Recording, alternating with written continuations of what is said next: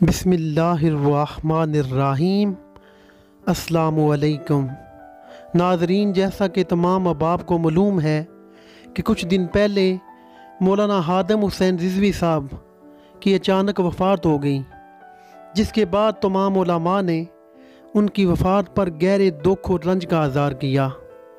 مولانا ہادم حسین رضوی صاحب کی وفات پر شیخ الاسلام ڈاکٹر محمد طاہر القادری صاحب نے بھی ایک بیان جاری کیا۔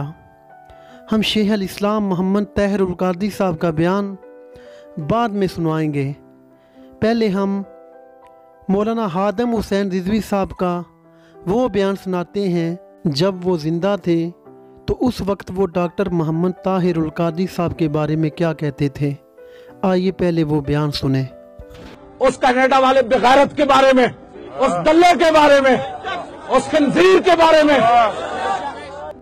تو ناظرین، آپ نے مولانا ہادم حسین رضوی صاحب کا وہ بیان سنا جس میں انہوں نے شیخ الاسلام ڈاکٹر محمد طاہر القادری صاحب کے بارے میں انتہائی نازیبا اور گندی زبان استعمال کی۔ اس کے باوجود بھی ہم مولانا ہادم حسین رضوی صاحب کے بارے میں اللہ سے دعا کرتے ہیں کہ اللہ تعالیٰ ان کی کوتاہیوں کو دور کر کے انہیں جنت الفردوس میں جگہ عطا فرمائے، آمین ثم آمین۔ ناظرین، آئیے اب ہم آپ کو شیخ الاسلام ڈاکٹر محمد طاہر القادری صاحب کا وہ بیان دکھاتے ہیں جو فیس بک پر مناج القرآن کے آفیشیل پیج پر دیا گیا۔ اس بیان میں ڈاکٹر محمد طاہر القادری صاحب نے مولانا ہادم حسین رضوی صاحب کی وفات پر گہرے دکھ اور غم کا اظہار کیا اور آپ کے گھر والوں کے ساتھ اظہار تعزیت کیا۔ ہمیں یہ مانتے ہوئے ذرا برابر بھی جھجک نہیں محسوس ہو رہی کہ شیخ الاسلام ڈاکٹر محمد طاہر القادری صاحب نے مولانا ہادم حسین رضوی صاحب کی وفات پر تعزیت کر کے بڑے پن کا مظاہرہ کیا۔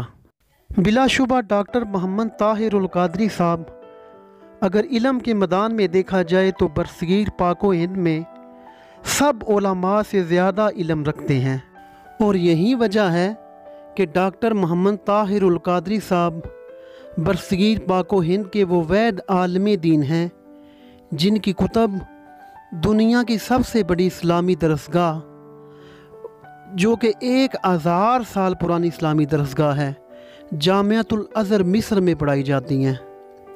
ڈاکٹر قادری صاحب کی علمی عظمت کے لیے یہی دلیل کافی ہے۔ آخر میں اللہ سے دعا ہے کہ اللہ تعالی ہمیں اہل حق علماء کی عزت کرنے کی توفیق عطا فرمائے، آمین ثم